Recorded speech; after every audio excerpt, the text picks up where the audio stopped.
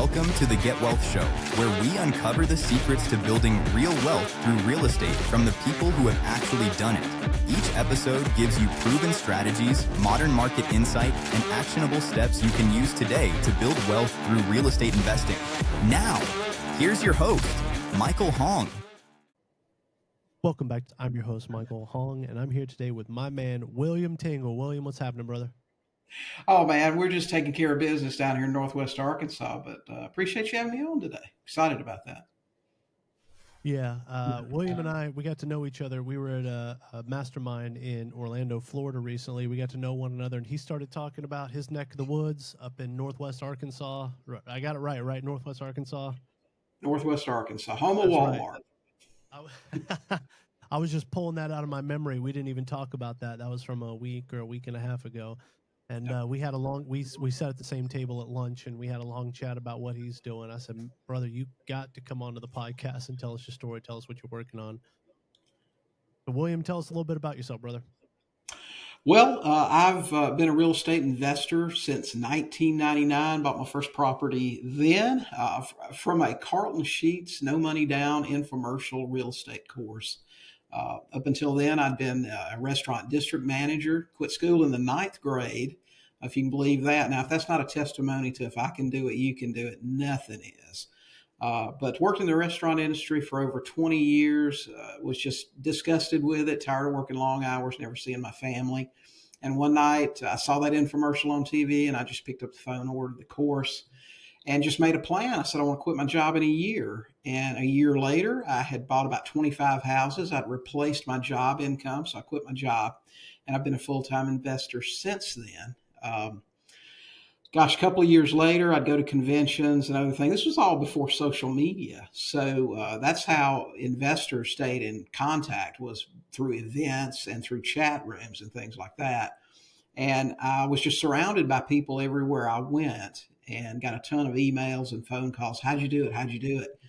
So I wrote a course and I started teaching people. I started doing that in 2003. So today, my wife and I live in Northwest Arkansas. We buy 10, 15 houses a year and mostly exit with seller financing to create cash flow. So we do that. We teach people, and we travel a bunch. So that was just a great life. Yeah, I was really impressed with your story. I talked to a lot of entrepreneurs and real estate owners and investors, and I was really impressed with your story really quickly. So you started in 99. When did you go full time and leave your job? The next year, 2000, I actually quit my job that summer. So it took us about 12 months. 1 year. Wow. Yeah. Man, I guess I was a little behind. It took me almost 5 years thereabouts. So I guess I was a little behind you. Well, you're a lot younger than me. So, I was almost 40 then. So I had to get going. Yeah. These guys now, I mean, they have so many advantages. I see so many investors now that they're still teenagers. And you guys just have things that we never dreamed of. We used to have to go down to the actual tax office to look up who owned a property, or order a CD with last year's information. As far as comps, things like that, the MLS wasn't online. It was in a book that they published every week. It was pretty tough back in those days. If you could make it then, I mean, you guys definitely have advantages now. Yeah, and when I talk to new people that are just getting started, they're like, how do I do this? How do I do this? I'm like, brother, you need to listen to my podcast. Here's a couple audiobooks you need to go buy on Audible. You can listen while you're driving. They're like, oh, so much work. And I'm like, dude, you have no idea how easy you've got it. People used to pay like $50,000 to get half the information you can get for free right now on YouTube or a podcast, or maybe you pay $20 for an audiobook or $10 for an audiobook. Like, it is so easy to get started these days. Imagine a time with no YouTube, with no podcast, with no Facebook, with no Instagram. I mean, literally everything we did was in like a chat room where you had to type a question out and post it and wait for somebody to answer it. That's how you got information. Or you're right, you went to an event where there might be 1,000 other investors there, and the speakers were all talking for 15 or 20 minutes and spending 45 minutes selling you to run to the back of the room and buy their course. Yeah, sure. Yeah, times have really, really changed. It's easier than ever before to get started. But let's Yes. back up, William. Let's talk about your first deal. This show is mostly about new investors that are getting their first deal or a few deals in. And so everyone wants to hear about your first deal. How'd you find it? How'd you fund it? How did you exit it? Well, it's really pretty simple. Like I said, I ordered a Carlton Sheets course, and in times before social media and all the other ways, there wasn't mass texting. Most people didn't have cell phones back then. So the way he primarily taught to find deals was to cold call FSBO sellers that had ads in the newspaper, because that's how they advertised in those days. And that's what I did. Every spare minute I had a newspaper, and I was calling FSBOs. And I didn't have a bunch of money. I had really good credit because I paid my bills, but I didn't have much money. So another investor that I met through an event that I'd gone to initially said, listen, right there in your neck of the woods where you live, there's a banker that I know personally, and he works with investors. And if you get a good deal, he'll fund most of it for you. So I went down, I met with him, and he said, yep, bring me something. I'll look at it. And if the deal's good, I'll fund it for you.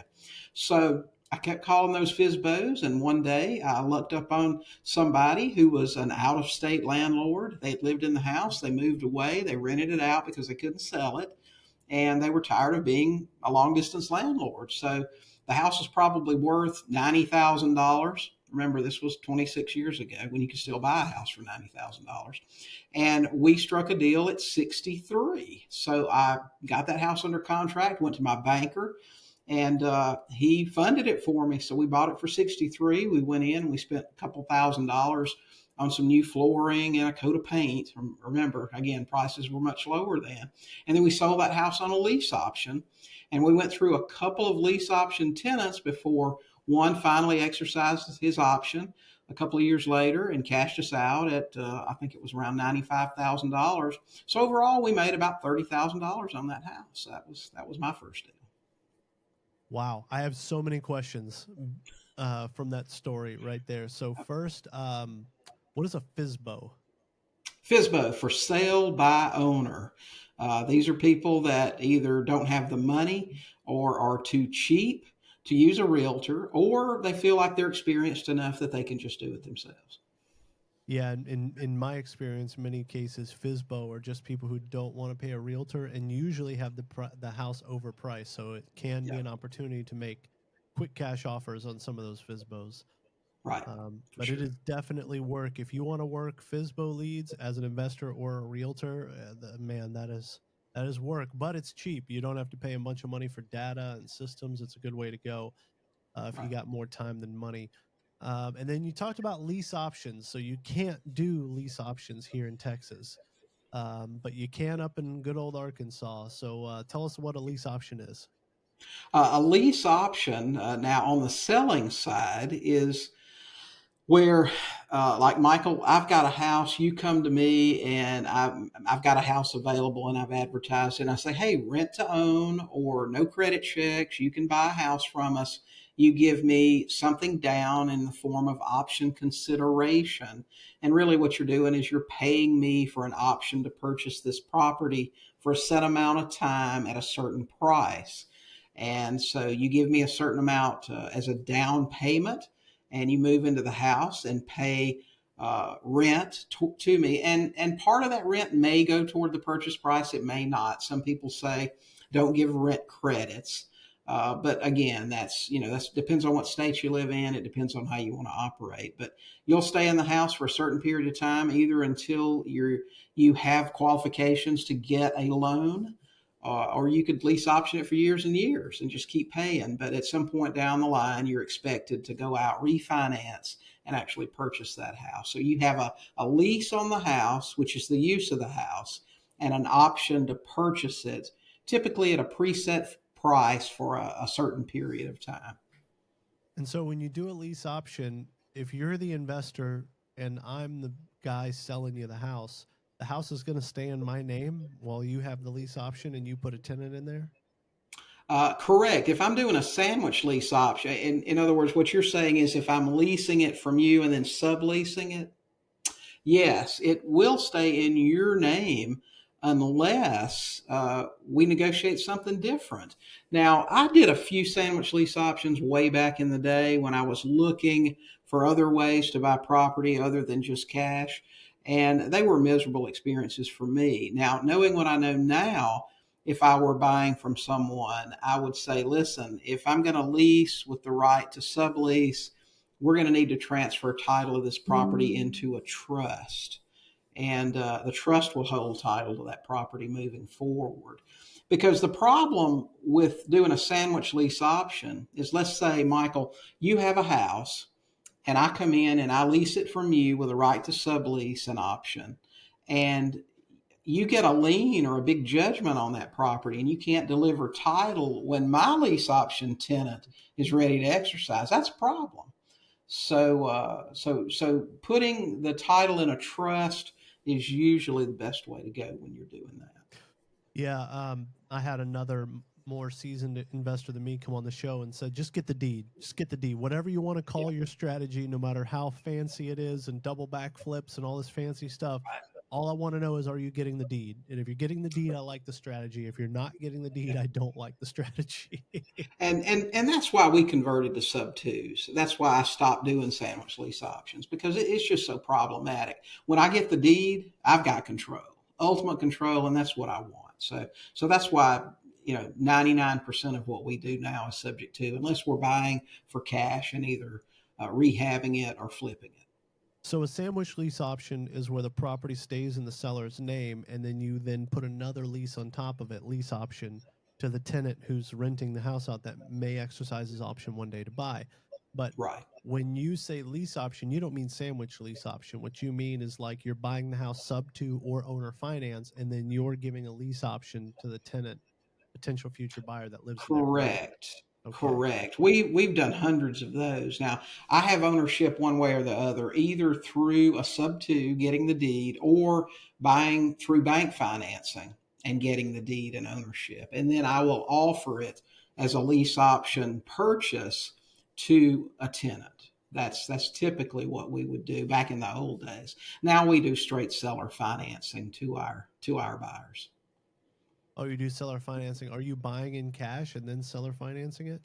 No, almost every deal we do these days is a sub two purchase and a seller finance exit. I stopped doing lease option sales, 15 years ago, because just as a model, I'll tell you, everything has a backstory. We did a lot of lease option, and I'm going to say sale, even though technically that's not what it is. We did a lot of lease option sales way back. But what I found over the years is that about 80% of those lease option buyers don't exercise. You're going to get that house back.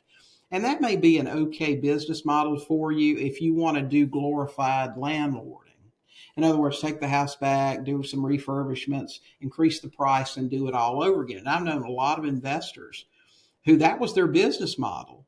But when I moved out of the country, which I did in 2010, I moved out of the country and lived out of the country for several years.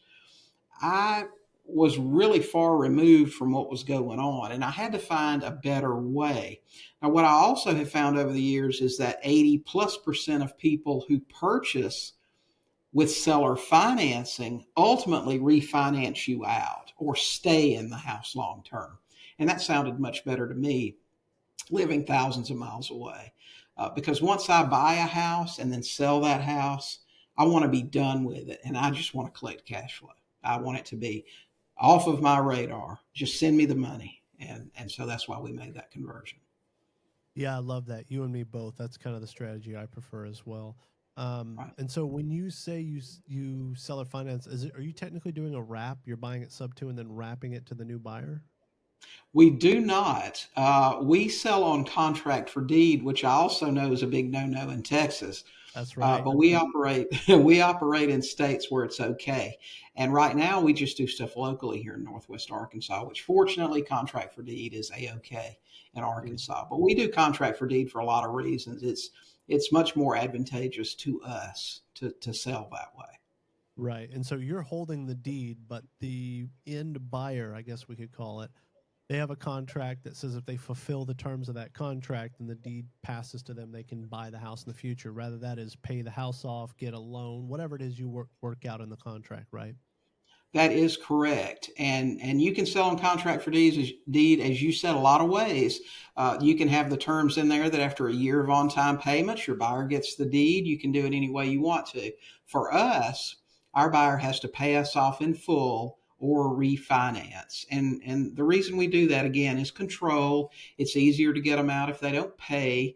They can't get liens or judgments attached to the property like they can if you sell on a wrap. But the biggest reason is because most of our purchases are sub two. And buying subject to, I've been doing this for 26 years. I've never had a due on sale issue. But let's say, for example, that I sell my house to you on a wrap, and then I have a due on sale issue. Man, I've got to unwind a lot of stuff to refinance that loan or whatever I need to do. Now, if I sell to you on a contract for deed, I can refinance that underlying loan that has a DOS problem, and it never affects you in any way. In fact, I don't even have to tell you about it. So that gives us that advantage. Number two, let's say that I have a house that I owe on an underlying mortgage 200,000 on, and I've sold it to you for 300. So I've got $100,000 in untapped equity in this property. Let's say something happens and I need some cash. If I sell to you on a contract for deed, I can go refinance that underlying loan and pull cash out of that deal. And again, it never affects you, and you don't even have to know about it. Yeah, I've talked to a couple people who do that strategy, and we just can't do it here in Texas, man. I hear about all Right. these interesting things you can do in other states. I got to start buying outside of Texas, man. I You gotta, you do. I gotta. As I understand it, there's a couple of specific guys that wrecked it for y'all by doing this strategy and then screwing their buyers over by not making underlying payments. So Yeah, that's too I've bad. I've went to a lot of self-directed IRA meetups over the years, and they did talk about some guys in West Texas that abused the system, and the state changed the laws for everybody. It just Yeah, takes a couple of bad apples to ruin the whole barrel, and I think we're seeing that yeah. right now with wholesaling regulations in some other states, like in South Carolina, North Carolina, Illinois. All these states are making these rules to regulate wholesalers because of a couple bad apples that are out there ruining it for everybody.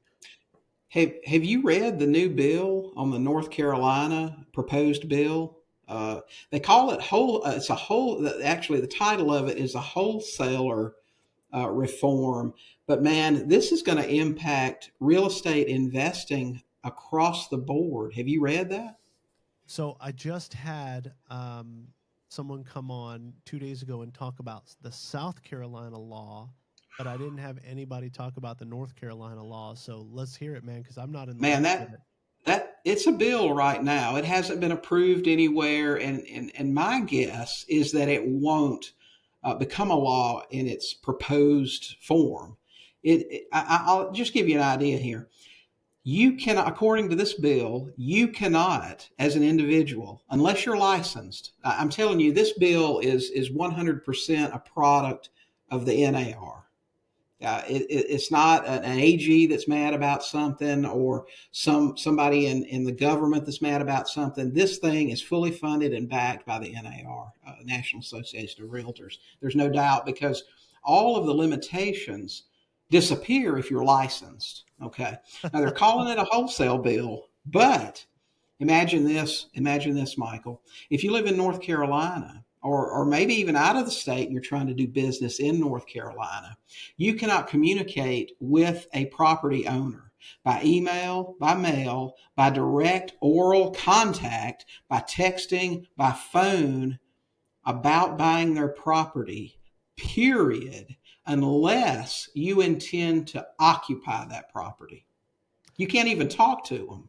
That's the toughest bill I've heard so far. A lot of other states, what they did is they just clarified if you're going to wholesale, you got to disclose it, or if you do so many transactions, you need a license, or they made some states they want you to double close on it, but that is the toughest language that I've heard so far. Is that kills wholesaling, and it sounds to me like what they really want is they want all these wholesalers to either get out of the business or go get a license and pay NAR and broker fees.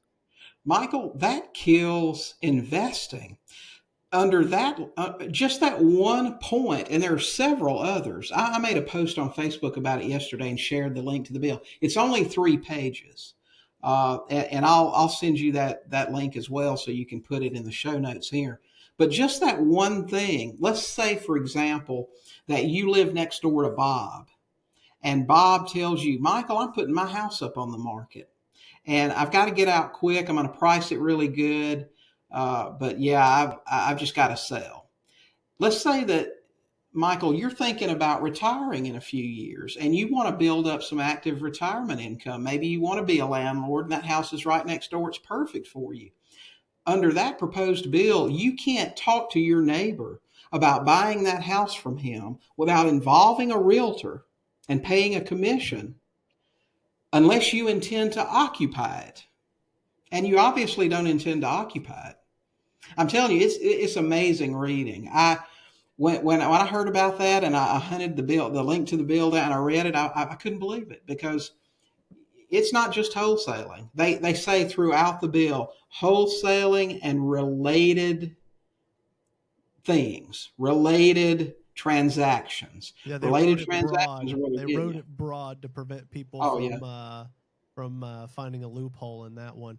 Well, a couple things, couple positive notes on that. One, it hasn't passed yet, so it could get negotiated down. Two, it doesn't sound to me like it impacts house hacking. And I started with house hacking. I know, right. William, you're not looking to house hack. You're a late stage investor here. Um, but I started with house hacking. We talk about house hacking all the time. And then I know people in California that are in their 40s and have a portfolio of houses and they still house hack as well.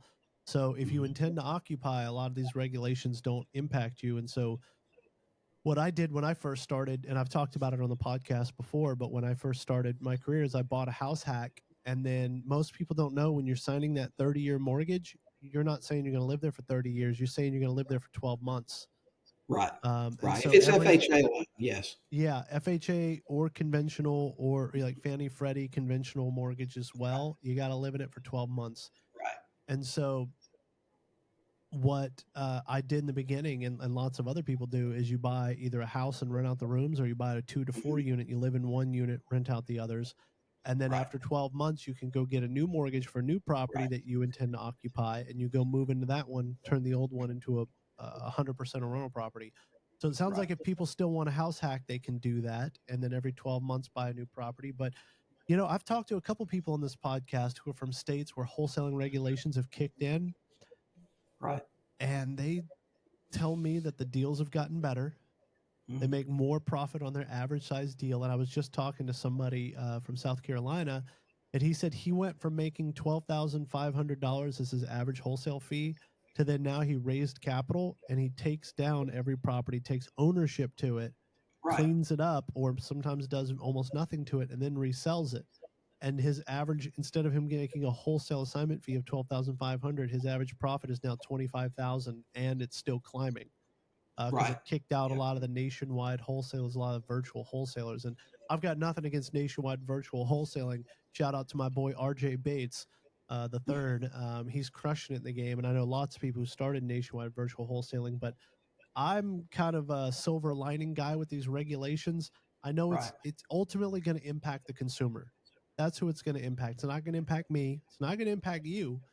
It's going to Mhm. impact the consumer because they're going to have less options, and the options they do have are going to cost them more of their own equity in their home or the cash they're going to walk away with at the table. Because every investor I've talked to in states where regulations have went up, they've got more deals, they're making more money, they love it. They either get a license or they do deals in an LLC or they do whatever the state wanted them to do, take Mhm. deals down themselves, and they just had to learn a new skill, implement it. And they all Yeah. tell me the same thing. Ultimately, it's the consumer that's being harmed because they have less options, or we used to be able to just wholesale it. We only wanted to make 10 grand on the deal, but now we have to put our own money into it, take it down. We have to close twice. It costs us more money that someone has to pay for that somewhere, Right. and then they end Mhm. up making more money. So, Right. but we're gonna keep watching this topic though, because I'm interested to see what happens. Because I'm wondering how many states have to have these rules changed before something goes national. You know? I know, and I agree with you that over the years, in my 26 years, it doesn't matter what new law there is, smart people will figure out a way to do business anyway. I totally agree with that. But I've just never seen such an obvious play on let's fix it where you can't transact in real estate without an agent. And that's ultimately what they want. They want for you not to be able to buy or sell a piece of real estate without an agent collecting a commission. And it's just unnecessary. You know, I said the other day in my post, I said it reminds me of having to pay protection money to the mob to operate your business. Uh, but just a couple of other points about this bill. It's just so strong.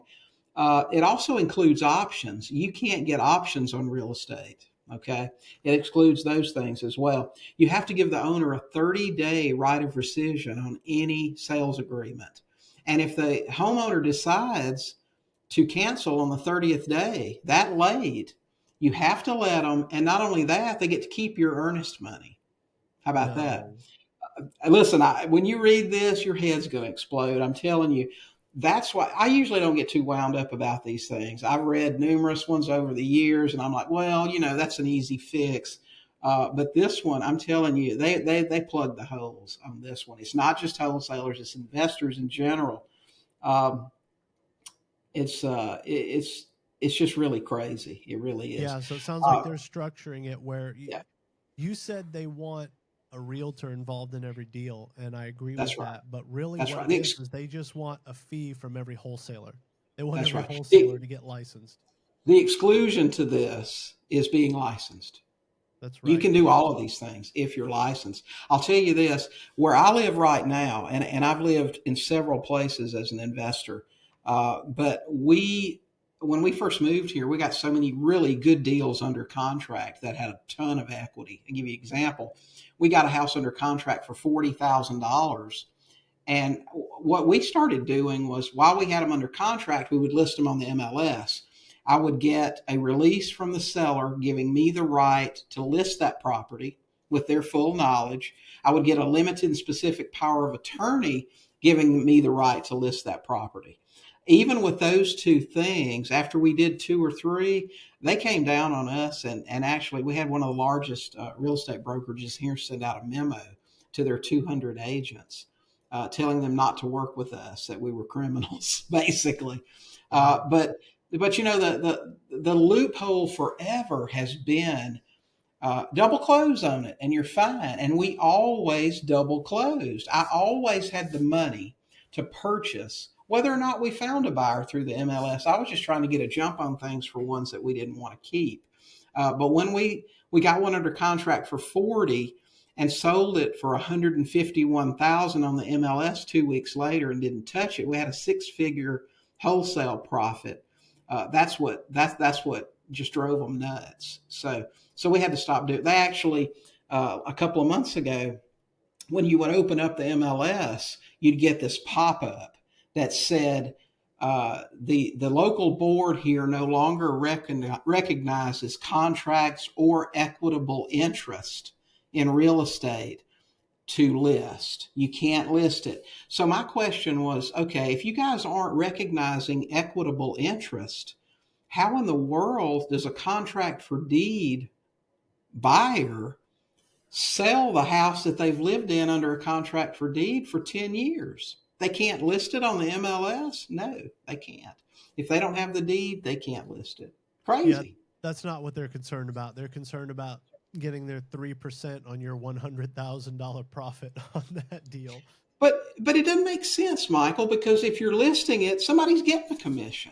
So Yeah, what's their right. deal? What's their Somebody problem? somewhere on one side of that deal. Yeah, Yeah, I've bought houses without an agent involved. yeah, But when I go to sell them, there's an agent on the right. other side of that. It's representing that in buyer that bought them from me.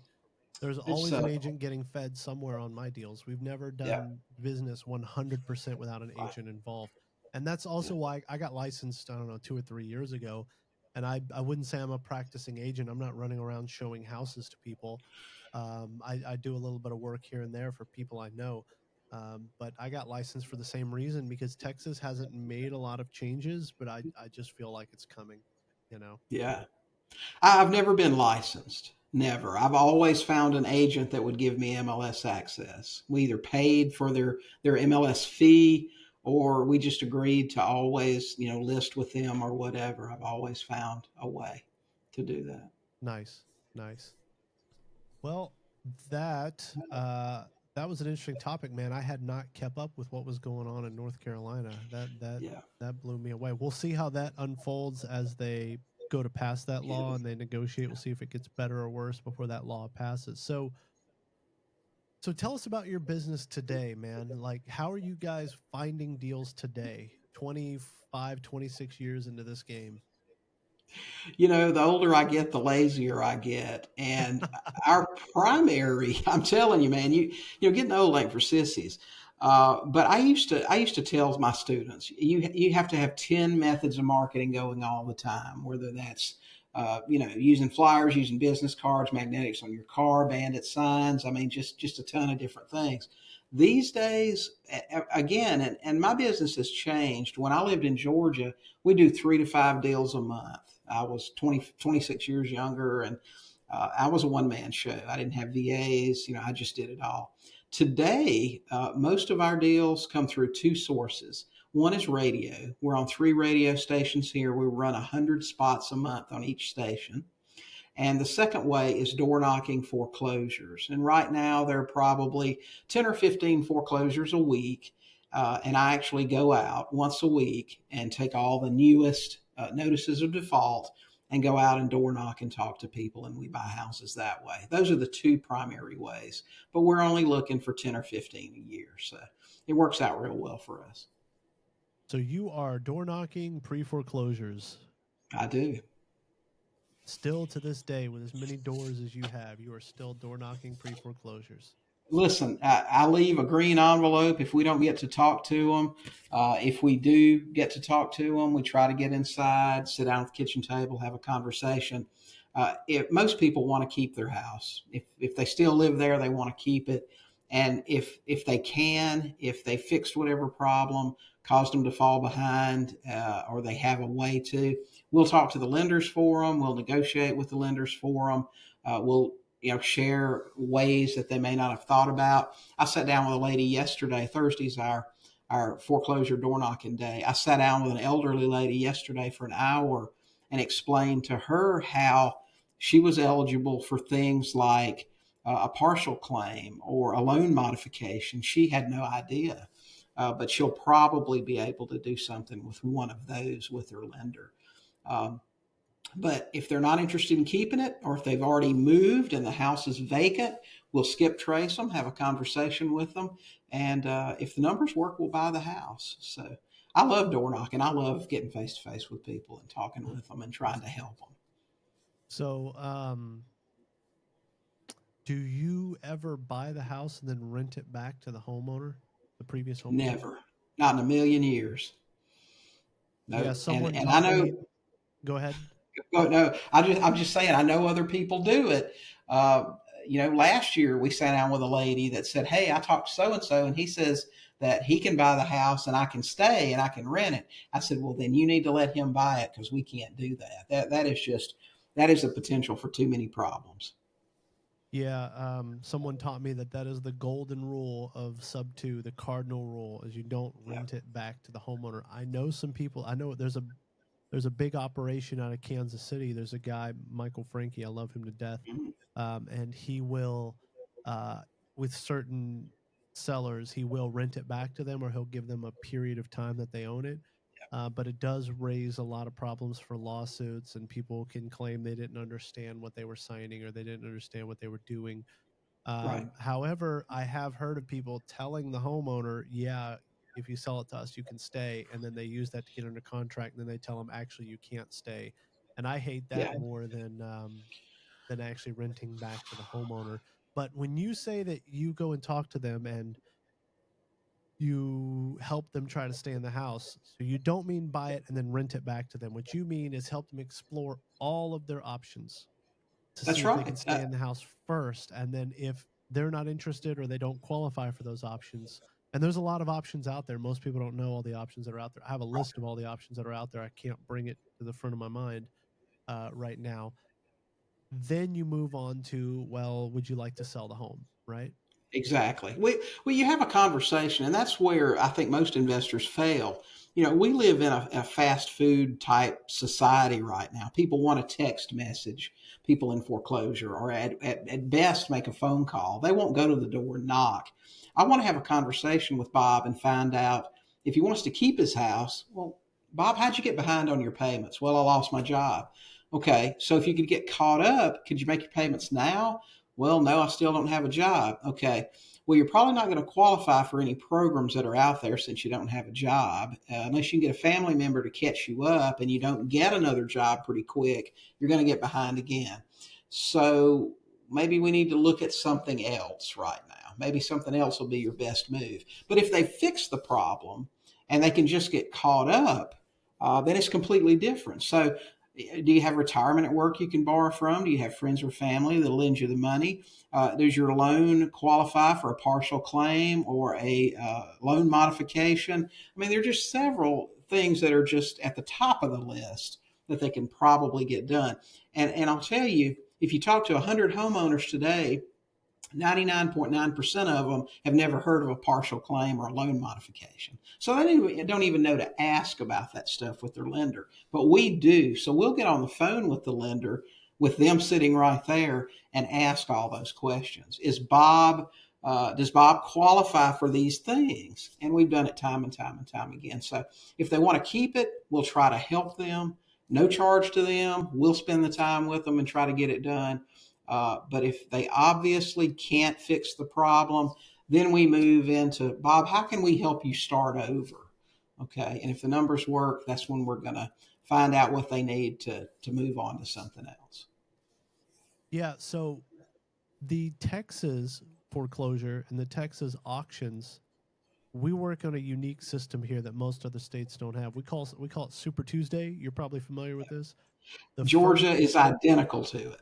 Oh, Georgia is identical. Georgia does it too. I didn't know that. And so Yes, the that's right. first Tuesday of every month, every county in Texas does their You bet. foreclosures and their auction on the same day. That's right. So in Arkansas, is it like that, or is it like a rolling system? It is not. It's a rolling system. So if your notice of default is filed today, it could be anywhere between 6 to 12 weeks before your foreclosure is scheduled. And the lender can file extensions on that if they don't have all their paperwork together or whatever, or if you make a move that makes it look like to them that you're trying to save your house. But generally, it's between 6 and 12 weeks before. I mean, when that notice of default is filed, 6 to 12 weeks, your auction date's already set. And they do auctions like 3 or 4 different days of the week: Tuesdays, Wednesdays, Thursdays, usually. Wow, I actually kind of like that system a little better. It would help. It would help me grab more deals because here it's like 4 weeks. Some cases you get 5 or 6 weeks. Six to You 12 weeks is know, a lot of time to build rapport with the seller. A lot of yeah, time to go see the house, figure out what's best for everybody. Are you ready to get started on your real estate investing journey? Well, we put together free resources to help you get started. Check the link in the description. yeah. You had to be quick on your feet in Georgia, which, like I said, the system there is almost identical to Texas. The first Saturday of the month, all the foreclosure listings are in the newspaper. Nothing's filed at the courthouse. And then the first Tuesday of the following month is the auction. And if you were interested in a couple or 3 different counties, you had to have somebody else go to the other county with your bid if that's what you were going to do. So that could get a little hectic. But I found back then, it's not like you take a state like Florida where a foreclosure could take 12 to 18 months. Man, those people aren't in any hurry. But in Georgia and Texas, they got to do something quick, right? So they're pretty motivated a lot of times to get Yeah, busy. here in Texas, I know people who there are services that they pay people to go represent them at auctions. Mhm. So the investor might be in Montgomery County. He'll pay someone to go to Fort Bend County, and he'll pay someone else to go to Harris County. And these people have to Mhm. have cashier's checks That's in right. their pockets. So in order Mhm. for you to do that, you've got to have um, like $100,000 cashier's check, a $50,000, 10,000, 7,000. So you Yeah, got to pay someone for their service, then hand them a stack of cashier's checks in an envelope that's right. and give them a list of things. So it gets really uh, challenging. to be everywhere Mhm. at once when you do. But again, that just creates opportunity because I know people here in Houston, where I'm at, that make a killing off of buying houses at the auction or pre foreclosures, simply I'll, because it's difficult for people to navigate the system. I'll tell you what I learned in Georgia, and that's that buying at the auction, if you haven't been inside that house, that can be tricky because the outside of a house can fool you. And you learn that when you drive by a house that looks great on the outside, but when you walk inside, all of the floor joists are rotted out, and when you walk in the front door, you're looking at dirt Mhm. because all of the floor joists have, and the floors have fallen in. And I've seen that situation before. I didn't buy that house, but I learned a long time ago. If I haven't been inside, I'm probably not going to be buying at the auction. Not unless they're practically giving it away. But there's always somebody there that'll pay a lot more than I will. Hey, I try to get them before the auction. I always say there's someone dumber and richer than me, and so I'm perfectly fine with Yeah, that.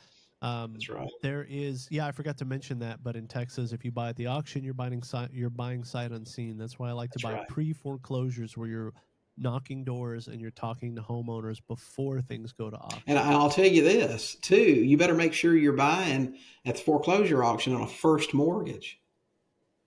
Okay, because a second mortgage can, they can, they can foreclose too. You can be buying subject to a higher priority mortgage.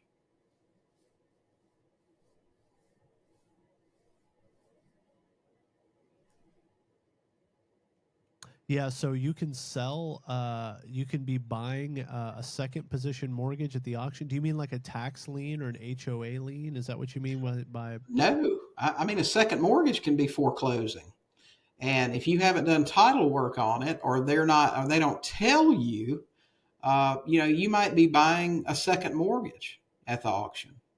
That's right. And so if you buy a house with a you're buying out the second mortgage, the first position mortgage still has a monthly payment that's due on it. That's right. And the first position mortgage holder has the right to call the note due on sale. I mean, they have a right to call it. That's an interesting thing. At least, unless something's changed, back years ago, if you were a second mortgage holder and you foreclosed, you could take over the payments on the first without a due on sale issue. Now, they may have changed that since that time. I haven't seen anything about it, but that was one of the back doorways to get into a property without worrying about the due on sale, was creating a second mortgage and foreclosing that out and then taking it over. That's a convoluted way to do it because I think the due on sale is pretty much a non issue if you handle everything properly. I've never had an issue with it. Yeah, I don't know about that technique that you were talking about, but I do know there's several people here in Houston that buy second mortgages that are foreclosed, Mm-hmm. but they're buying them to flip them. So they're not super concerned. They're going to make one, Right. maybe two payments on that first position mortgage, Mm-hmm. and then they're going to flip Yeah. the house really quickly. There's a guy named Yeah. Vin Trung here in Houston. You Mm-hmm. can follow his Instagram. It's like Trung X Vin or something Mm-hmm. like that. And he flips a lot of houses and he buys tax liens, HOA foreclosures, second position mortgages that are foreclosing. And Right. he's not keeping these as rentals. Most of them, he's just flipping them. And so in that case, you wouldn't even have to worry about the first position, but just understand what you're buying and do a title Okay. search. I've taken a class to learn how to do title searches myself. I still don't do them myself. There's Yep. lawyers that'll do them for any title company will do it, and there's lawyers that specialize in just doing title searches. So for a couple of $100, you can have all your title searches done for you, and lien searches, and make sure everything's good to go on that so you know what you're Yep. buying. But still, I just prefer to buy pre foreclosure, same way you're Mm. doing, William. Yep. You I'd bet. rather buy pre foreclosure than at the auction. If you're going to buy at the auction, I think you need to specialize in just doing that. You need to get mentorship or education just on that one Mhm. topic. Yep.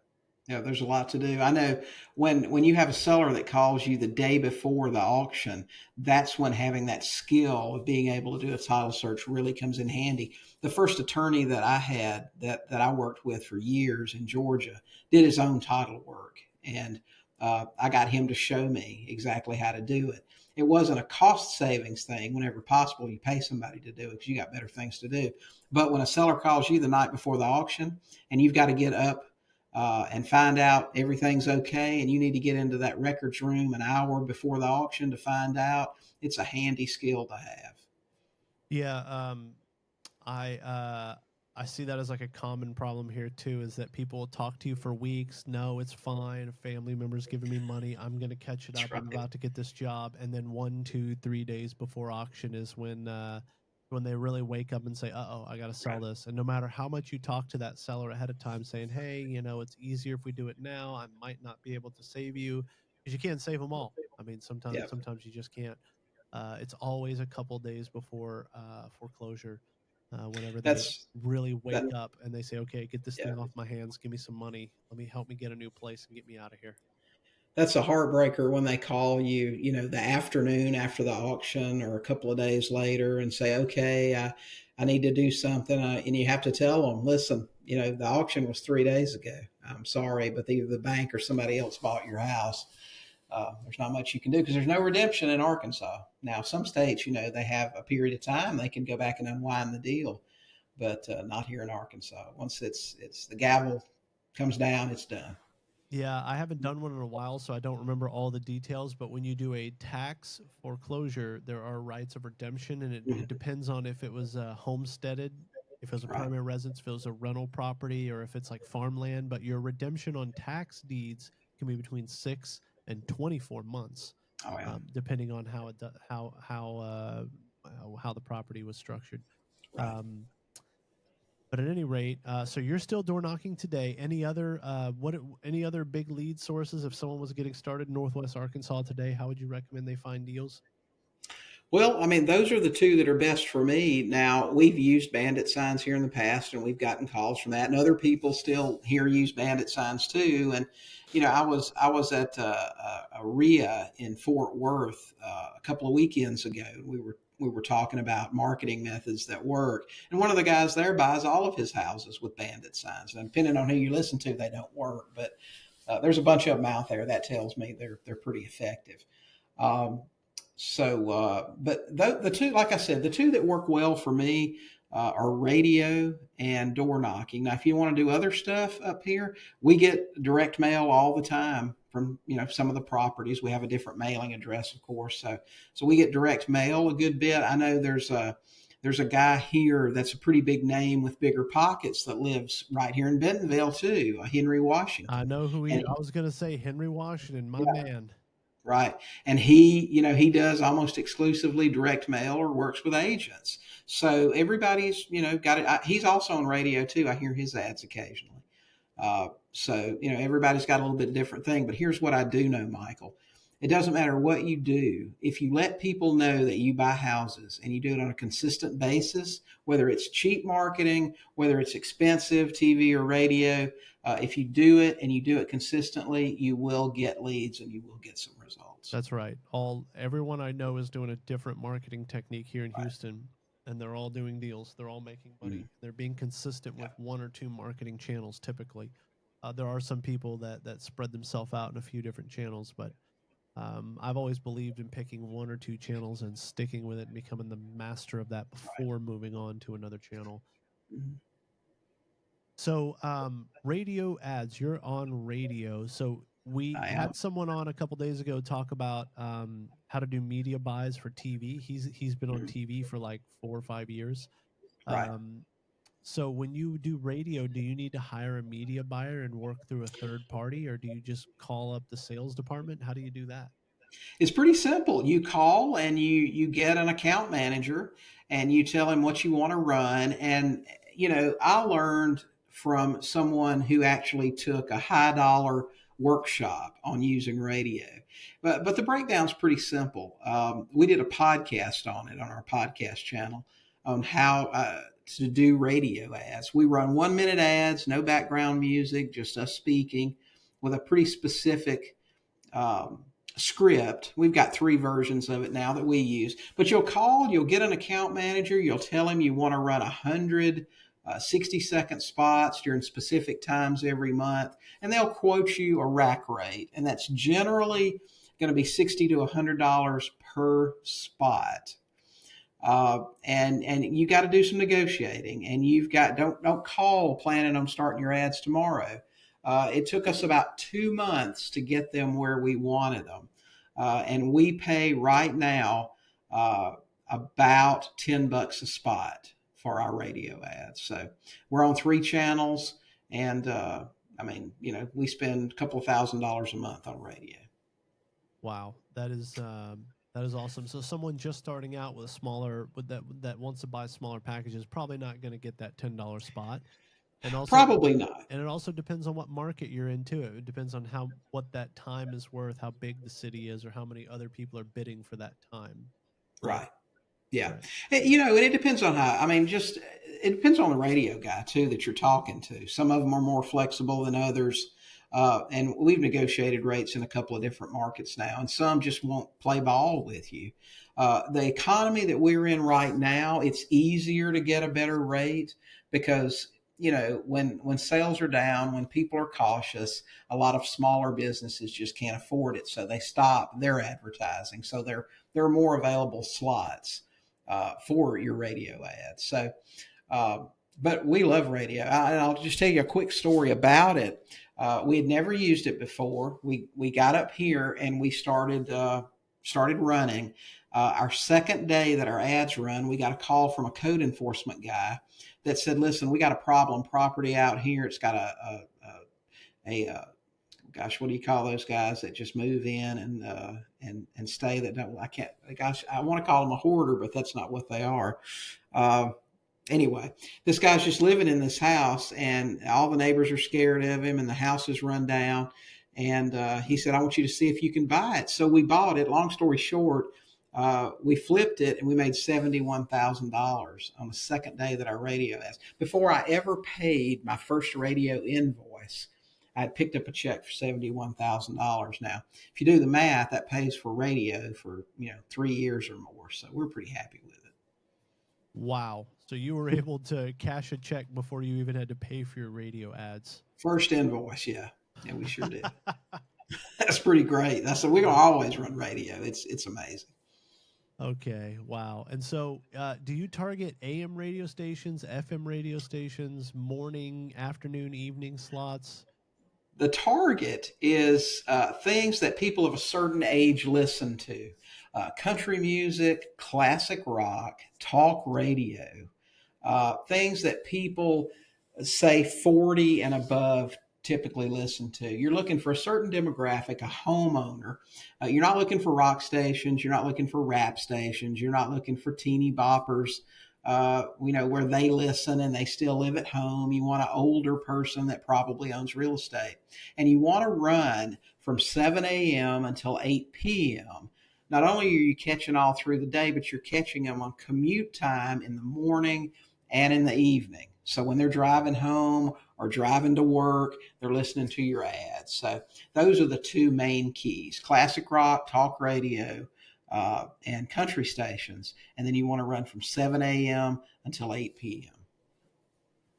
Okay. So it doesn't matter if it's AM or FM. I was thinking it was like AM talk radio only during rush hour in the morning and evening, like drive time. No, not at all. Yeah. If you run 100 ads a month and you do the math, then you can see that you're going to run 3 or 4 times a day. And that's enough for people to hear you over and over and over. They get used to, and it's just through the week. You don't run on the weekends.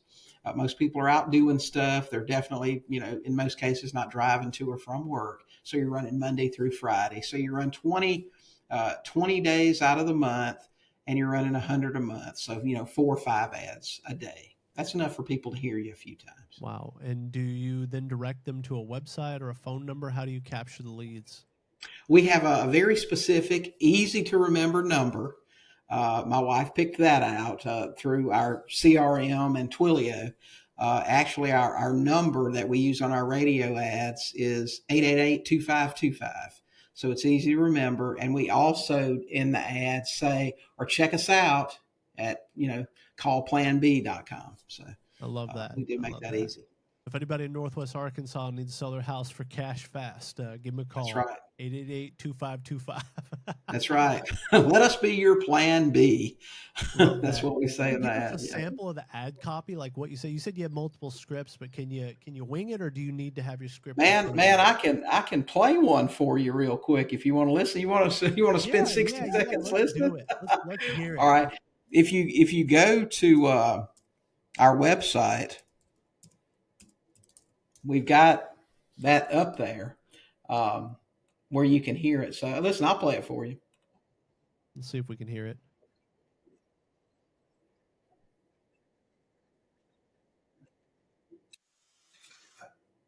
He's preparing to play it right now. We don't hear it. If it's playing, we can't hear it. I'm sorry. If it's playing, we can't hear it. We hear nothing. Oh, you can't? You Yeah, can't hear that? Oh, okay. that's all right. Well, What? all What's right. the Well, website just go again? to the website at. I can't believe it. It won't play that. I guess because it's. I No, don't. you know your audio engineer is really good. He set up things where that's actually sounded like a really good built system there. I have Oh mine yeah. set up too, where you can't hear anything in the background as well. Gotcha. Okay. Well, if I knew where the and I'm telling you, man, I am so not technical. Uh, I'd say if I don't think I have that sound file on here. But yeah, planbprops.com, you can listen to it. We've got our main ad on there. That was the first one that we started running. We've had two added different modifications to that, and so we run all those. They sound pretty similar, but they're a little bit different.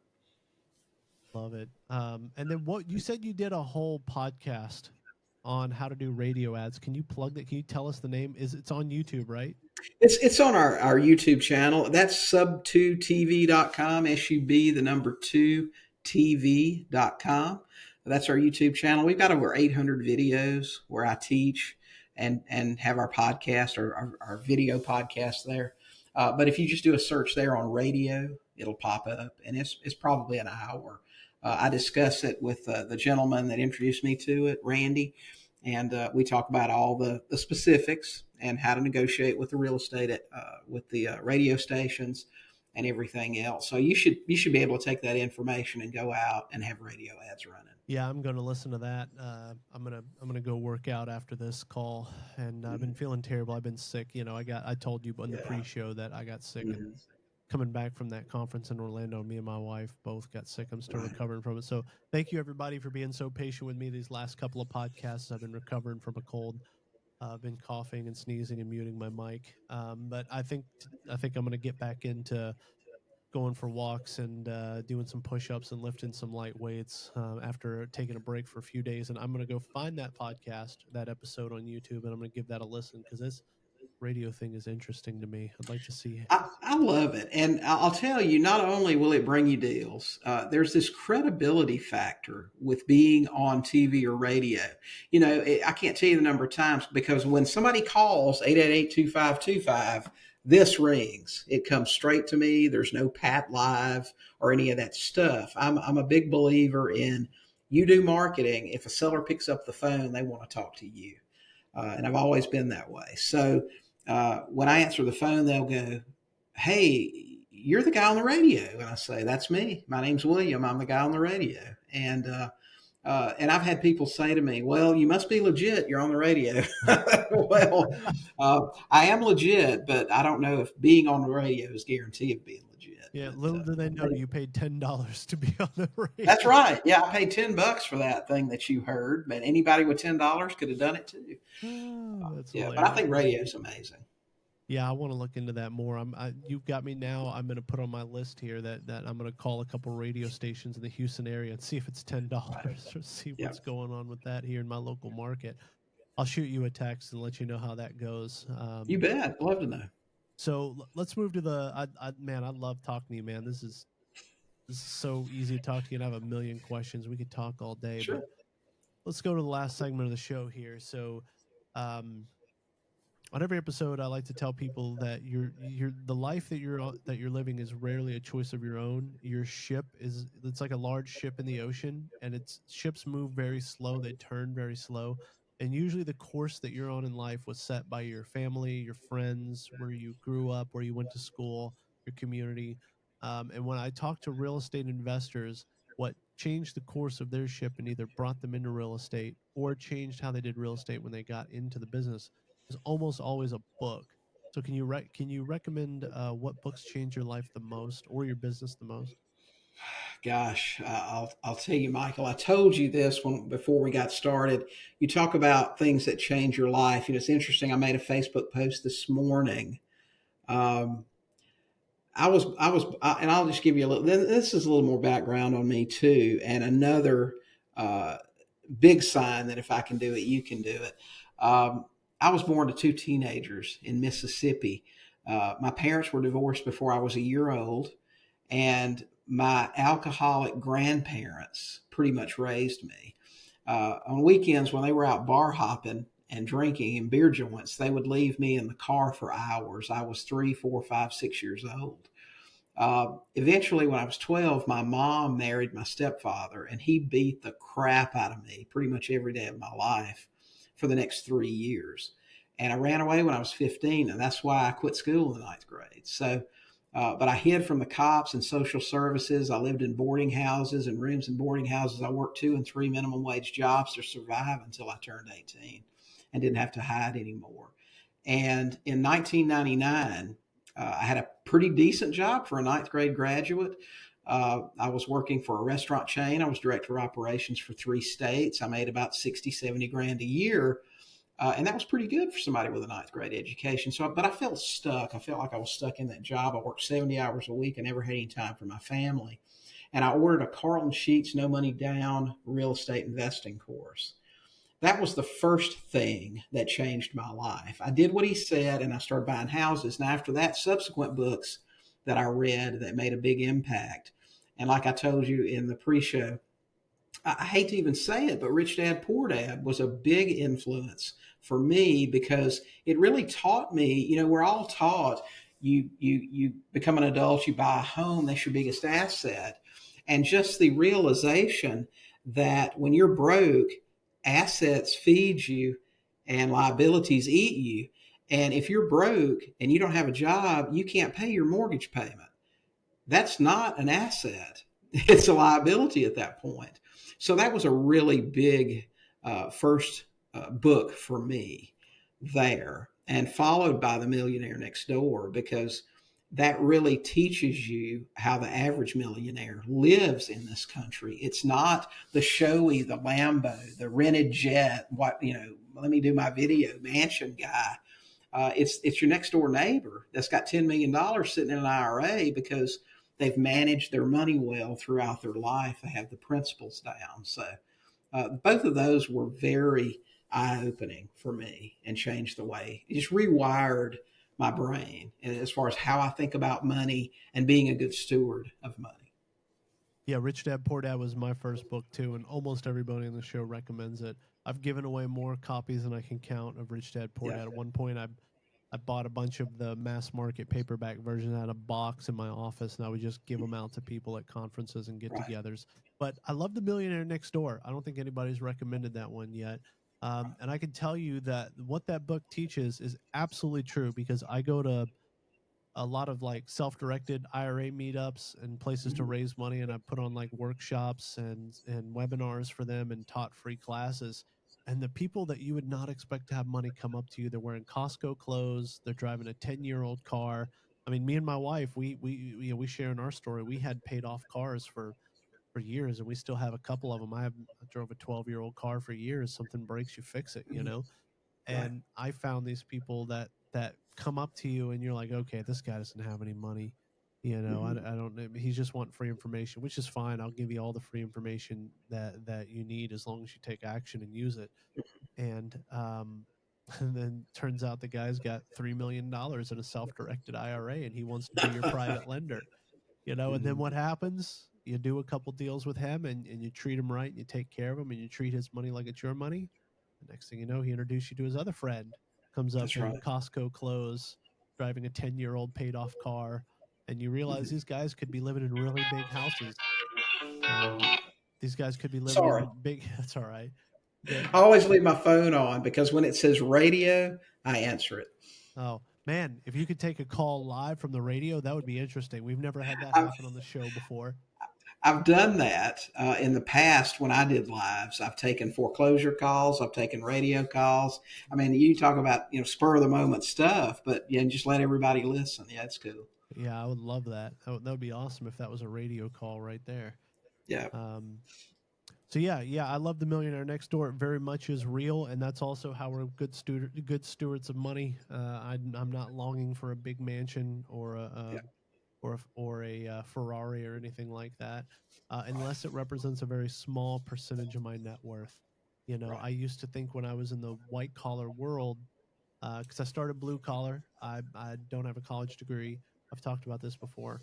And when I was blue collar, I thought, man, I just got to get me one of them 6-figure corporate jobs because then I can have a $750,000 house on the water. I can have a 3 car payments and a boat payment. And then when I clawed my way up to the white collar world, corporate America, Mhm. um, I quickly learned that all those people with those high salaries wearing suits and ties, they were all broke. In fact, they were broker than some of my blue collar Right. friends when I worked in oil and gas and I worked around blue collar Mhm. people.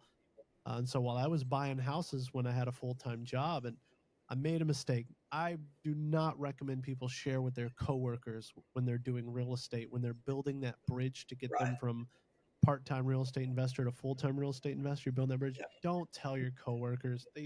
They're not rooting for you. They don't want you. In fact, I became a problem in the workplace Mhm. because of this. And then during COVID, during the lockdowns, they had this extra little step they had to do is right before closing day, they would call your employer to verify that you're still employed. Mhm. And then so my boss was getting phone call after phone call to verify my mortgages on my rental properties right before we closed. It did not go well for me. Right. So do not share. But then I was kind of telling there was someone I was really close to. I'm still close to him today. We don't neither one of us work for that company anymore. We still text almost every day. And I was telling someone like, hey, look at these deals. Look what I'm doing. I took what was 16, 17 grand, and I on day one, I turned it into $55,000. I held it for a couple years, and that grew to $115,000. Like, hey, do you want to do this? And I found out a lot of my coworkers didn't have any money, and they made more. Their salary was higher than mine, and they had been working at that company longer than me, and they Right. had college degrees and student loans and all that stuff. And so the millionaire next door really resonated to me. I was like, man, my coworkers and white collar workers are not my people. My Right. people are found at the RIAs and at the real estate meetup groups and at conferences you have to fly to and that are difficult to get to, and you have to pay money to get through the door. Those are the people that you and I met. You and I Mhm. met at an event that was not free to me. Right. And so and then you go meet these people and you think this guy's not got any money, and then they give you a loan for 200,000, you pay it off, then they're like, we'll give you 500,000, pay it off. Next thing you know, they're like, well, what can you do with a couple million, you know? Mhm. And Yeah. so these For people are sure. out there. That's very real. Sorry, I went down Yeah. a little rabbit hole there. No, that's true. I mean, I'm sitting in my studio right now. That's inside of a house my wife and I bought last year, subject to. I mean, we bought it from a motivated seller, and it's got a 3% mortgage on it. This house rent for 2,100 a month. Our mortgage payment's $1,400 a month. But you don't see me taking pictures in front of a mansion. I don't live in one. I don't have a desire for one. It's just us. It's two of us. At one of our last masterminds, we had a photo shoot out there. It was kind of a joke, but it was me, standing all in front of my 2018 Honda CRV. You know, there ain't no Lambos there. It's crazy. I mean, you got a car that's 7 8 years old. But it's got 100,000 miles on it. It'll run forever. That's right. I And got a friend with 300,000 miles on a CR. Him and his wife bought a matching pair of Honda CRVs mhm, more than 10 years ago. He's got right. 300,000 miles on him. He said, I'll upgrade when it dies. It hasn't died yet. And here's another thing.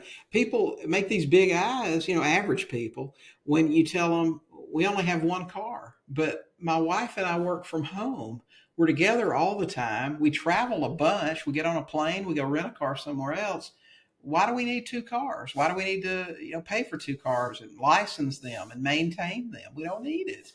But man, you're supposed to have two cars. You're supposed to have all this debt. Uh, Or some we're cases three. I know people in the yeah. high earning W-2 world that are corporate earners. I'm like, why do you have 3 car payments? They're like, well, the SUVs for we go out all the kids, and I got my daily driver, and they all have Mhm. payments.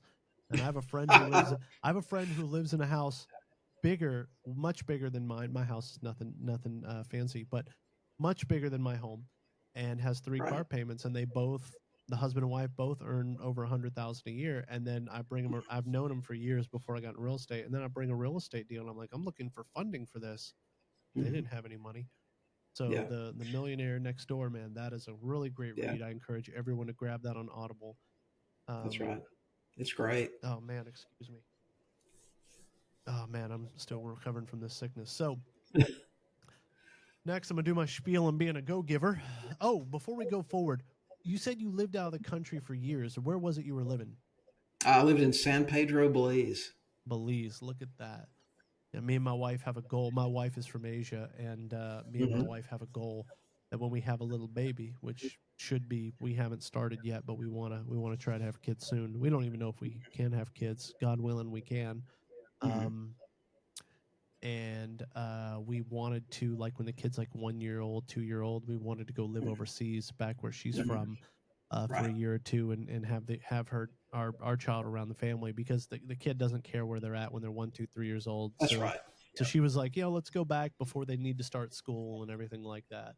Hmm. So that's kind of a long-term goal of ours. Now that I'm real estate retired, that's our first. Now we have time freedom. Our next step is location freedom, that Right. real estate's providing us. But Belize, that sounds awesome. I've never been to South America. I want to go check it It, out.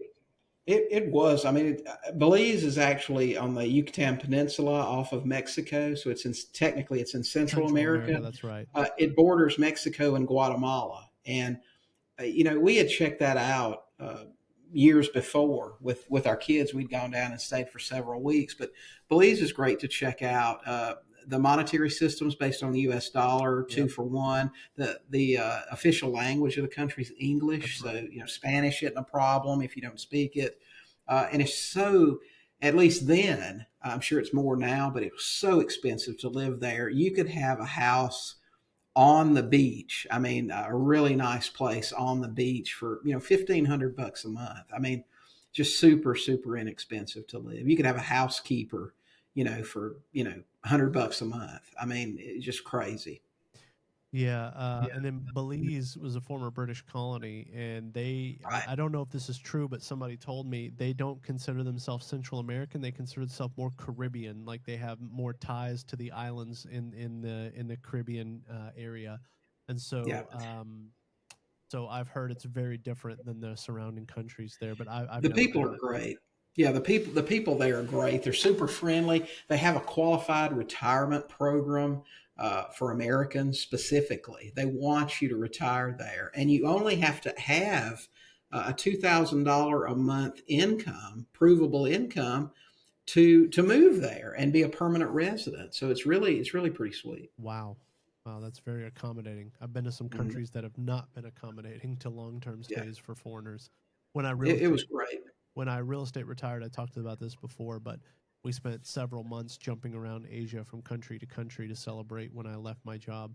And some Mhm. countries are very accommodating, and some countries have a lot of Right. paperwork, fees. Got to tell them when you're coming, when you're going. Yeah. So that's great to hear that Belize is very accommodaing. So, Yeah, I mean, I know what you mean. When I went to Paris, those people don't like Americans, and it's obvious. But and you start learning about different countries. If you think about might want to live somewhere else, you have to be able to speak French to become a permanent resident in France. oh wow, Uh, they I, don't want any posers over there. I mean, you got to count be me able to out. communicate. You, count me out. I took 2 years on and off of language classes to learn my wife's native language, and I still can't speak any of it. I know when Yeah. someone's talking about me, I can listen to the language. That's about Mhm. it. Yeah, Yeah. you can count me out. I will not be retiring in France anytime Mhm. soon. Yeah. Um, all right. So next, I like to talk about on every episode about being a go-giver. I know you've read the book, William. We talked about it before the show started, but I like to tell everybody listening to this podcast, if you think when you come into real estate that you're going to hold firewood in your hand, look at the fireplace and say, "Give me warmth first, then I'll give you this wood." It's going to be a very cold winter for you. Right. So I like to ask every guest on every episode, what can you give the audience today? You bet. We've got a great, we call it a kick ass creative finance guide, and it's 30, 40 pages of how to do a lot of creative techniques. And you can get that at williamtingle.com/CFG for creative finance guide. All we're going to get from you is your name and your email, and we'll send that thing right out to you. There's probably enough information in that to get started with some of these techniques. So, uh, we're real proud of putting that together, and that's yours absolutely free. Just go download it. Awesome. And then what can our audience give you today? Uh, well, we'd love to help more people. So if we could get you over to our YouTube channel and get you to subscribe to that channel, you can do that at sub2tv.com. That's SUB, the number 2, TV.com. We've got over 800 videos there on our business model, really. We give everything away. So everything that we do, from door knocking foreclosures, how to do that, how to negotiate with sellers, how to break down your sub-2 deals and know if they're good deals. Every document that you need to do a sub-2, we have episodes on that. Go subscribe to that channel. We'd love to have you over there where we can teach you how to achieve the same lifestyle that we have right now. That is awesome. So not a big ask, everybody. Just go follow his YouTube channel. I've caught a few videos since I met him, and there's good stuff over there. There's also a video I found helpful. It's like all the documents you need to do a sub-2 deal. It's not as complicated as people think, but just make sure you're working with experienced people. Know your local and state laws. If you're unsure, you can hire transaction coordinators that specialize in creative finance. There's a top tier. There's a certification called Top Tier TC. A lot of people in the sub-2 community have that as well. And so if you're unsure, work with an expert in the area. If I'm doing a sub-2 deal in Arkansas, I'm talking to my boy William. If I'm doing a sub-2 deal here in Texas, I have an attorney that I work with. So make sure you know your local rules, laws, and regulations, and work with someone who knows what they're doing, like William. All right. Well, on every episode, I like to give away my phone number. Shoot me a text. Do not call me if you have any questions. I get as many spam calls as you do, so I will not answer if you call me. I'm not as responsive as William here, who will pick up live on a podcast when you call him. But my phone number is 832-301-9672. If you have any questions, you have a deal that you want me to look at, shoot me a text. If you think this podcast deserved a 5-star review, please give it to me on Apple and Spotify. If you're watching on YouTube, please consider subscribing. And thank you guys so much that I've been sick the last few podcasts, and I'm still powering through it. This is Michael Hoang for the Be Someone podcast with William Tingle signing off. All right. Each week on the Get Wealth Show, you hear real conversations with investors, entrepreneurs, and operators who are building real wealth in the real world. If you're ready to start building wealth through real estate, click the link in the description for free resources and tools to help you get started. And if you want more practical, real-world conversations, follow or subscribe wherever you're listening. We'll see you next time on the Get Wealth Show.